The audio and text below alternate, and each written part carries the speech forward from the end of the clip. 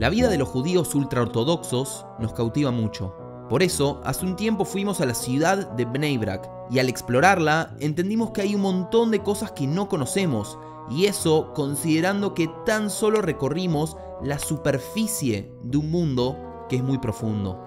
Ir a Bnei Brak nos abrió las puertas a un universo súper interesante, el cual queremos seguir explorando. Por eso, hoy nos vamos a adentrar a la casa de Meir, un judío ultraortodoxo que vive en Jerusalén. Meir es una persona muy especial. Además de tener un canal de YouTube y ser el presentador del podcast Open Your Eyes, es coach y escritor. Hoy veremos las curiosidades y los secretos que podemos encontrar en la casa típica de un judío ultraortodoxo.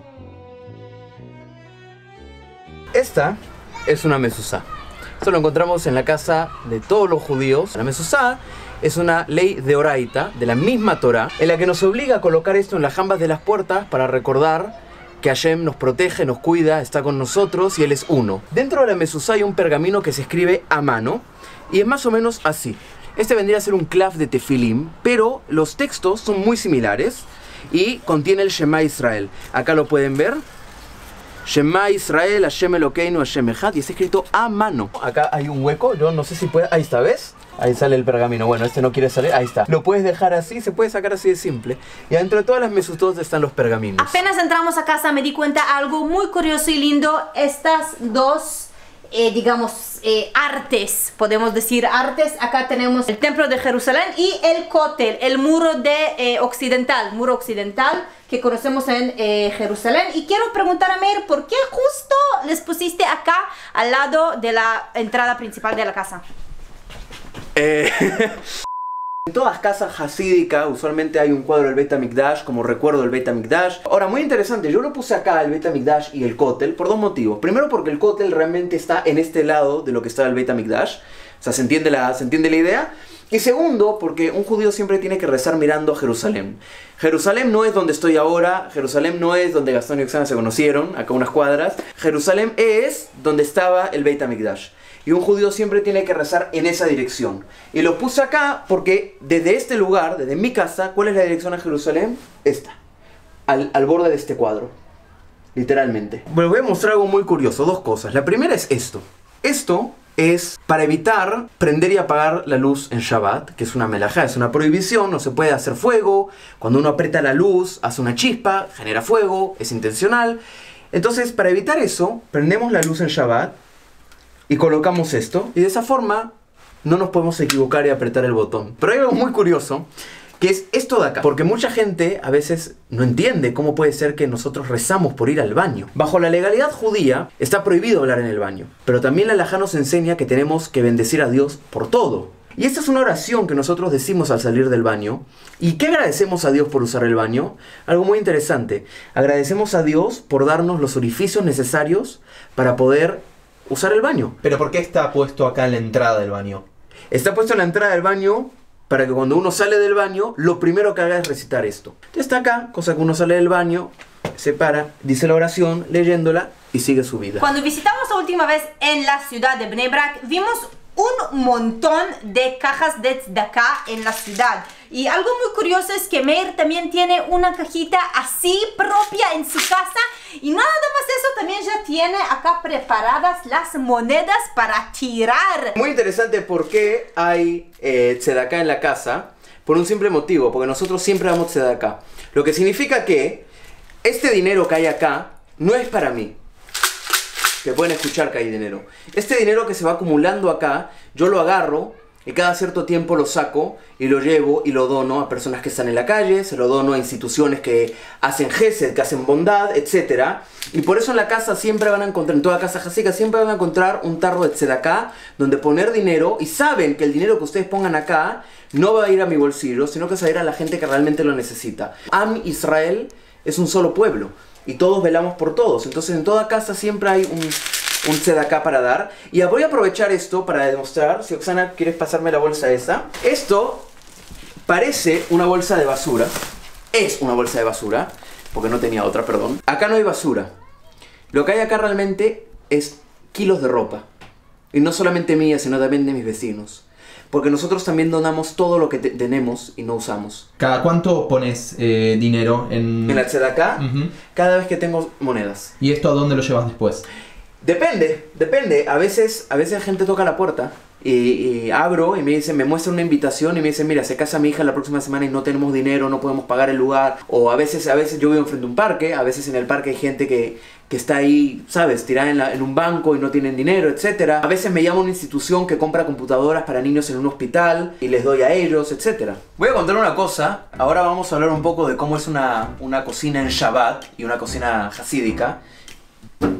Pero ahora quiero contar una cosita rápida que estábamos hablando acá con Gastón y Oksana, una cosa muy interesante. Oksana ha tenido la delicadeza de entrar a mi casa, a abrir un cajón, sacar una taza, hacerse un café.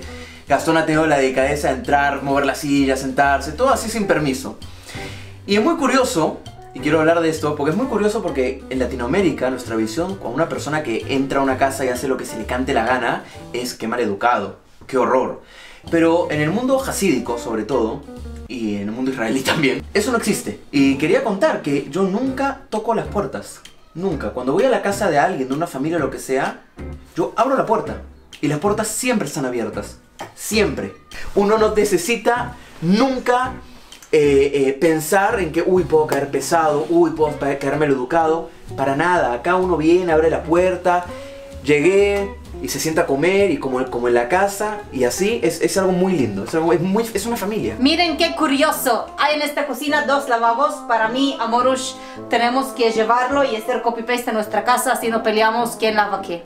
Cada uno lava mitad, pero en general hay razón tras de 2 lavabos en una cocina hasidí. Y justo para eso tenemos acá al Meir que nos explica por qué es así. En la halajá está prohibido mezclar carne con leche. Entonces, como no se mezcla carne con leche, tenemos cubiertos para carne. ¿Por eso son rojos? Cubierto najón, para separarlos. Cubiertos jalabí, que son azules usualmente, porque azul es como el color de la leche y rojo es el color de la carne. Tenemos los cubiertos separados. Tenemos platos basarí, platos jalabí, platos para carne, platos para leche. Tenemos hornos para leche, hornos para carne. Acá no hay 2, porque yo soy medio intolerante a la lactosa.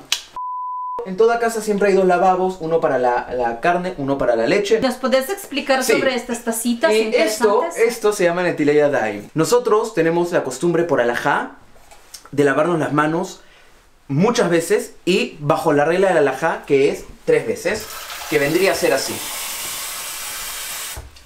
Una mano, otra mano, una mano, otra mano, una mano, otra mano, siempre empezando por la derecha. Hacemos esto cuando salimos del baño, hacemos esto antes de rezar, hacemos esto cuando nos despertamos. Ahora les voy a enseñar 2 cosas muy interesantes. Tengo una cocina, no es que cocino en esto, tengo una cocina. Pero ahora no importa la cocina porque les voy a mostrar un poco lo que hacemos en Shabbat. En Shabbat no se puede prender fuego. No se puede hacer electricidad tampoco porque eso es una chispa y la chispa hay fuego y es intencional, tú estás prendiendo el fuego. ¿Cómo calentamos la comida en Shabbat los hasídicos? De 2 formas. A veces se deja la cocina a gas prendida toda la noche y todo el día de Shabbat y se pone encima una plancha de metal como así. O se compra este tipo de plancha, que acá vemos que hay un sistema que hace que esto se caliente. Es como una plancha de planchar ropa. Esto se calienta y acá se pone la comida. Y ahora les voy a enseñar esto que es un invento que me encanta. Eso se llama Shaon Shabbat. Ustedes pueden ver acá que hay un montón de números, básicamente 24 números que corresponden a las 24 horas del día. Y están estos pistones. El Shaon Shabbat funciona muy interesante. Alágicamente está permitido que la electricidad se prenda por sí sola en Shabbat. Si tú no la prendes, si tú no la manejas, el mismo Shabbat se puede. Primero se pone la hora en la que estamos ahora. Vendría a ser 5 de la tarde. Vamos a poner 5 de la tarde, 17 horas. Tú quieres que la comida empiece a calentar a las 19 a 20. Tú vas a regresar a tu casa a las 7 y a las 21. Así la comida se calienta. Pones esto en prendido modo reloj, lo conectas y esto empieza a andar. Van a ver que cuando llegue la hora 19, la luz se apagó. Y ahí no está funcionando el Shaon Shabbat. Después pasan las 21 horas y ¡pum! Se vuelve a prender. Significa que el Shaon Shabbat vuelve a funcionar. Maravillas del mundo moderno. Bueno, este es un juguete hasídico que se consigue solamente en lugares hasídicos, que es una maravilla. Es graciosísimo. ¿Cuál es la idea atrás de este juego? No tengo la menor idea. Ahora les voy a contar la verdad, ya que estamos grabando y estamos hablando de esto. Lo compré por $3 en AliExpress. Y también es un buen juego para pasar un rato sin tele. En mi casa no hay tele, nosotros no tenemos televisión, tampoco usamos wifi, la verdad. Yo lo hago porque, bueno, soy youtuber y trabajo por Zoom, etc. El internet, la tecnología no es lo mejor, pero si uno lo necesita por sustento económico, no está tampoco mal visto. Yo en mi casa tengo el wifi siempre apagado, lo prendo solamente para subir videos o para los podcasts y para trabajar por Zoom. Pero sí, casi la tecnología es casi mínima en esta casa, no hay televisión. YouTube veo solamente lo que necesito ver. Mi internet está muy limitado, lo hice yo a propósito. Eso sí que no tiene nada que ver con racismo, esto lo hice a propósito porque es una pérdida de tiempo y a mí me gusta ganar tiempo, no perderlo. ¿Qué haces con tu tiempo libre? Porque la mayoría de nosotros... ¿Qué hago con mi tiempo libre? ¿Qué hago con mi tiempo libre? No, mentira. ¿Qué hago con mi tiempo libre?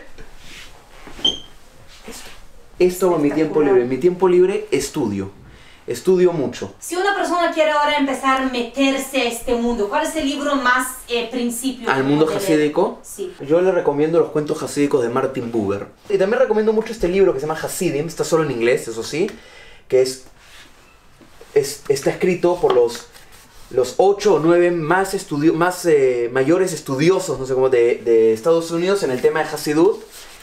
Y es una guía completa de la Hasidut, con imágenes. También tienen mapas que explican un poco de dónde viene cada Hasidut. Esta babushka me la regaló, o se la regalaron a mi padre, mejor dicho, yo me la traje. Es una babushka de hasídicos, como mi familia, ¿no? Este soy yo, este vendría a ser mi padre, esta vendría a ser mi abuela, con su jalá. Este vendría a ser mi sobrino, con sus pequeños peyes. Y por último está el bebé. Hermoso. Sí.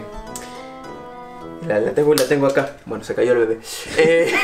Realmente los hasidim cuidamos mucho a los bebés. Esto no suele pasar, perdón. Pero bueno, eso es lo que hago en mi tiempo libre. Estudio mucho, leo mucho, aprendo mucho. Analizo a mis clientes, leo lo que hablé con ellos. Hago mucho tema de marketing, de YouTube, todo. Hay que moverse. La Torá no es solamente estudiar. La Torá es estudiar y vivirla. Y la Torá dice que uno tiene que trabajar 6 días y el 7º descansar. Así que aprovecho a estudiar y a crecer en mi trabajo y en todo lo que eso implica.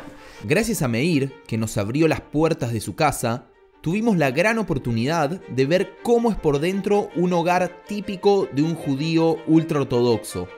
Vimos curiosidades, aprendimos cosas nuevas y escuchamos historias sorprendentes. El hogar es el lugar que nos protege de lo que sucede afuera.